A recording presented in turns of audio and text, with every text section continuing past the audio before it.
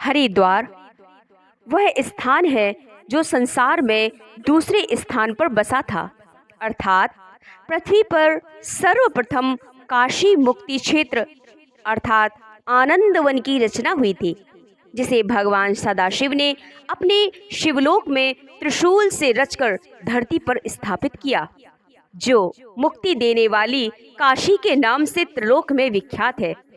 उसके बाद ब्रह्मा जी ने अपने पुत्र दक्ष प्रजापति को राज करने के लिए धरती पर जो स्थान प्रदान किया वो हरिद्वार ही था।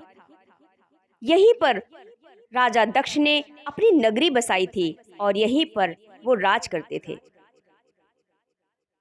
हरिद्वार में कुंभ से छल का अमृत गिरा था, जिसे स्वरभानु नामक दैत्य लेकर भाग रहा था, जो बाद में विष्णु भगवान के द्वारा सर्वविच्छेद के कारण राहु केतु के रूप में जाना गया और नवग्रहों में स्थापित हुआ।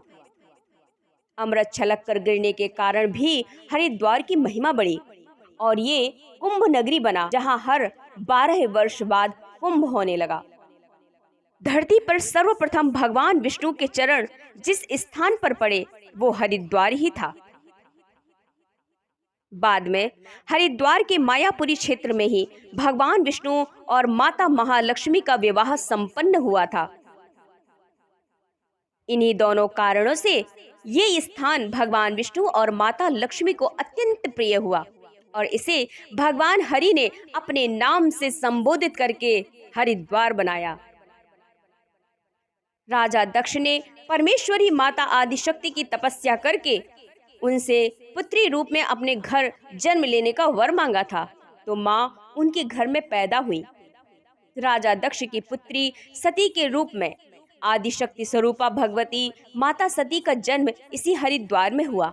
यहीं उनका बालपन और युवावस्था गुजरी और यहीं पर उन्होंने तप करके महादेव जी को पति के रूप में प्राप्त किया।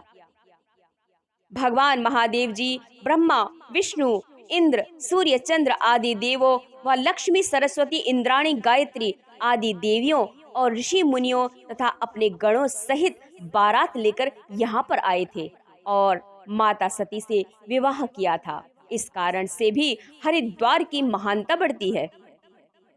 4 धाम गंगोत्री, यमुनोत्री, केदारनाथ, बद्रीनाथ तक जाने से पूर्व हरिद्वार में पूजन करना अनिवार्य है, जो देव आज्ञा है शास्त्रों अथवा पुराणों में, क्योंकि 4 धाम तक जाने का मार्ग भी हरिद्वार से होकर ही जाता है। महादेव जी की पुत्री माता मनसा, जो वासुकी नागों के राजा की बहन थी, उनका निवास स्थान भी हरिद्वार में ही है, जो माँ मनसा देवी के नाम से विख्यात है। रामायण काल में अहिरावण और महिरावण श्री राम को जब पाताल में देवी के सामने ले गए तो महादेव जी के अवतार हनुमान जी ने देवी से श्री राम के लिए आग्रह किया। तब देवी ने हनुमान जी से कहा था, मैं इस पातालपुरी को त्याग कर शिवपुरी अर्थात हरिद्वार की पर्वत श्रृंखला पर जा रही हूँ।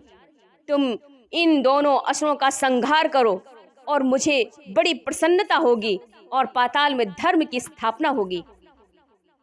तब जो देवी पाताल से उठकर हरिद्वार के पर्वतों पर विराजी, वो माँ चंडी देवी के नाम से विश्वविख्यात है। माता सती ने जब दक्ष यज्ञ में अपनी देह को यज्ञ कुंड में जला दिया था, तब महादेव उनकी देह लेकर बहुत समय तक पृथ्वी पर भ्रमण करते रहे और उन्होंने संसार को भुला दिया।